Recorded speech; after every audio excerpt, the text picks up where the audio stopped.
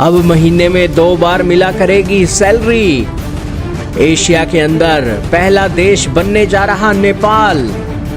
सरकारी कर्मचारियों की लॉटरी।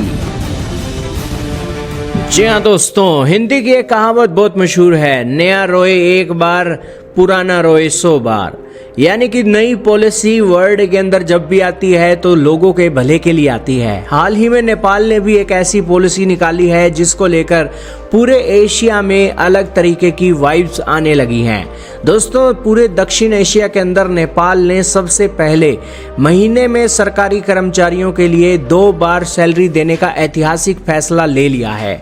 ये फैसला लेने के साथ ही भारत, पाकिस्तान, बांग्लादेश के साथ साथ दक्षिण एशियाई देशों के अंदर चर्चा तेज हो गई है कि क्या उन्हें भी देश की इकोनॉमी को बूस्ट अप करने के लिए अपने कर्मचारियों के लिए महीने में 2 बार सैलरी देनी होगी। दोस्तों, भारत के अंदर, यूरोप के अंदर, अमेरिका के अंदर, रूस के अंदर सैलरी देने के क्या प्रावधान है और नेपाल की सरकार ने इसके बारे में क्या बोला है, सारी बातें जानेंगे। बहुत महत्वपूर्ण न्यूज है। चैनल पर नहीं हो तो जरूर सब्सक्राइब करना, बेल आइकन दबा देना। सबसे पहले तो दोस्तों, इस आर्टिकल की पुष्टि कर रहा है लाइव हिंदुस्तान, जिसके अंदर इस आर्टिकल के अंदर कहा गया है कि 1 महीने में 2 बार में वेतन मिलेगा। सरकारी कर्मचारियों के लिए नेपाल की बालेन शाह सरकार ने तोहफा दिया है और सरकारी कर्मचारियों के लिए लॉटरी लगने जैसा है। अक्सर दोस्तों, सरकारी कंपनियां सरकार जो है सरकारी कर्मचारियों को जो पैसा है महीने के आखिरी में देती है और कई बार ये पैसा थोड़ा और भी लेट हो जाता है। लेकिन अब जब नेपाल की सरकार ने 15 दिनों के अंदर एक कर्मचारियों को एक आधी सैलरी देने का एक प्रावधान कर दिया है, तो इससे दोस्तों नेपाल की सरकार अपने देश के अंदर इकोनॉमी में सुधार करने के लिए चीज़ों को देख रही है। उनका मानना है कि कर्मचारियों के हाथ में पैसा जल्दी आएगा तो वो इसे बाजार में खर्च करने में कोई कोताही नहीं बरतेंगे, जिससे देश की अर्थव्यवस्था में सुधार होगा और मार्केट में पैसे का बढ़ाव बढ़ेगा और इस वजह से इस कदम को अच्छा माना जा रहा है। नेपाल के वित्त मंत्रालय ने 17 अप्रैल को इस पर मुहर लगा दी।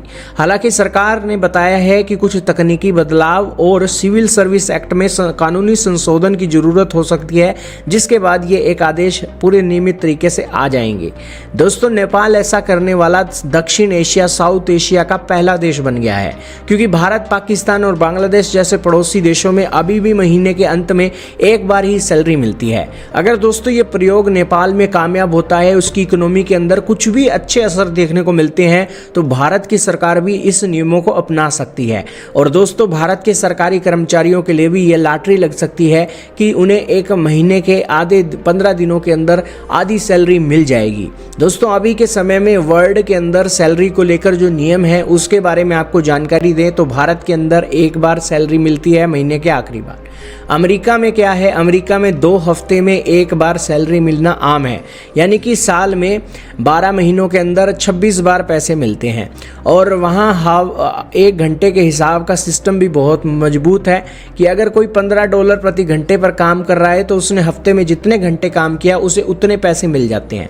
और यूरोप में नियम क्या है, यूरोप में भी दोस्तों महीने में 1 बार ही सैलरी देने का नियम है। लेकिन रूस का कानून दोस्तों बहुत सख्त है, वहाँ महीने में कम से कम 2 बार सैलरी देना अनिवार्य है और कर्मचारियों के महीने के बीच में एक एडवांस मिलता है और महीने के बाकी अंत में बची हुई सैलरी दे दी जाती है। कोई भी कंपनी वहाँ महीने में सिर्फ 1 बार सैलरी नहीं दे सकती। रूस के अंदर आबादी कम है और उनके लोगों के पास पैसा हो और वो एक अच्छी लाइफ जी सके, रूस ने इसको लेकर कानूनी बना दिया है ताकि देश के लोगों के पास ज़्यादा पैसा हो। सरकार के पास भी दोस्तों जब पैसा होता है तभी सरकार एक खुलकर पैसा खर्च कर पाती है।